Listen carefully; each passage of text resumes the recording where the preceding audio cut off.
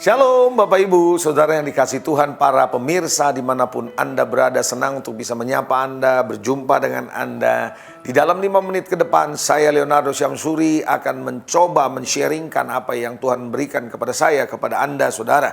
Di dalam acara Today's Message kali ini, tema atau topik yang saya akan bawa adalah mendua hati. Saudara, tahukah saudara banyak orang ragu-ragu dalam hidup ini? Menjadi peragu, saudara.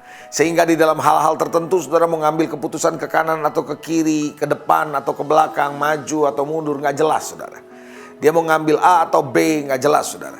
Nah, orang yang mendua hati adalah orang yang kasihan dalam hidupnya saudara.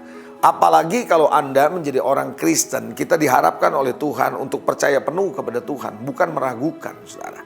Bukan meragukan Dia, Yesus Kristus kita, tidak. Di dalam Kitab Yakobus pasal 1 ayat 6 sampai 8 kalau Anda baca, di sana dikatakan bahwa Yakobus menulis bahwa orang yang kalau mau meminta sesuatu sama Tuhan, minta dengan iman, jangan ragu, jangan bimbang. Karena orang yang bimbang, orang yang ragu katanya, itu seperti gelombang laut yang dihempaskan oleh angin kian kemari. Orang yang seperti ini adalah orang yang jangan mengharapkan bisa mendapatkan sesuatu. Orang yang mendua hati katanya adalah orang yang tidak tenang dalam hidupnya. Saudara yang dikasihi Tuhan, banyak orang tidak tenang hidupnya karena ragu-ragu, saudara. Dan akhirnya keputusan jadi lambat, jadi lama. Dan akhirnya ada orang lain yang kalau Anda mengambil keputusan di dalam dunia usaha, Anda mengambil keputusannya lama, mendua hati, bisa saja saudara pesaingmu sudah masuk terlebih dahulu. Dan Anda justru menjadi kalah di dalam persaingan. Di dalam kehidupan kita sebagai orang Kristen, waktu melangkah di dalam kehidupan sehari-hari, dalam bekerja, bisnis, ataupun dalam pelayanan. Saat kita menjadi ragu-ragu, saudara ya, akhirnya apa yang terjadi? Kita tidak bisa melihat bahwa Tuhan itu bekerja dengan sepenuhnya dalam hidup kita. Karena kita ragu-ragu. Bersebaliknya kalau kita berjalan dengan iman, kita bisa melihat, saudara, apa yang belum kita lihat, itu menjadi kenyataan. Karena firman Tuhan bilang begitu, bukan? Iman adalah dasar dari apa yang kita harapkan, dan menjadi bukti dari apa yang belum kita lihat. Nah, saudara yang dikasihi Tuhan, saudara perlu mengerti kenapa sih ada orang-orang menjadi ragu-ragu dalam hidup ini. Pernah lihat ya? Dan mungkin barangkali ada pemirsa juga ragu-ragu. Tuhan ngomong ini, Anda ragu-ragu. Kalau ada hamba Tuhan menasihatkan Anda untuk mengambil langkah, ragu-ragu, takutlah, dan seterusnya, dan seterusnya.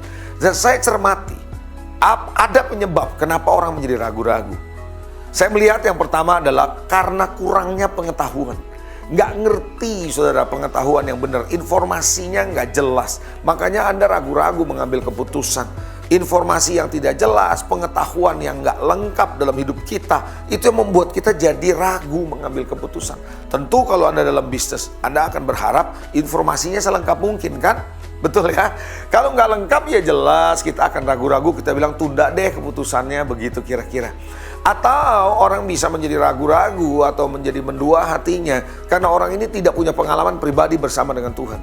Mereka hanya datang beribadah di gereja, dengerin khotbah, memuji Tuhan, setelah itu pulang, hidup seperti biasa lagi.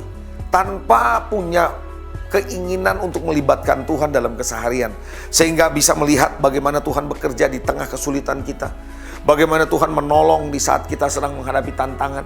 Nah, saat kita nggak punya pengalaman pribadi sama Tuhan, kita jadi ragu-ragu, gampang digoyahkan. Makanya jangan heran ada orang yang seperti ini pun bisa pindah imannya, bergeser imannya, dan akhirnya dia bukan lagi percaya sama Tuhan, tapi percaya dengan yang lain.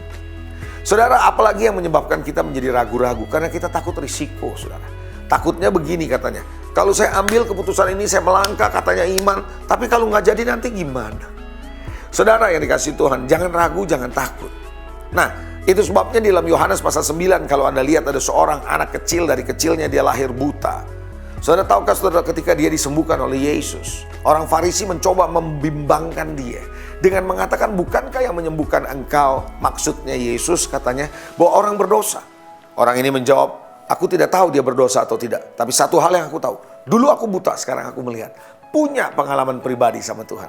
Saya dorong Anda, jadikan Kristus menjadi sentralitas hidupmu dalam keseharianmu. Saya percaya Anda tidak akan mendua hati. Selamat melayani, selamat mencoba. God bless you all. Sampai jumpa di acara selanjutnya, Today's Message.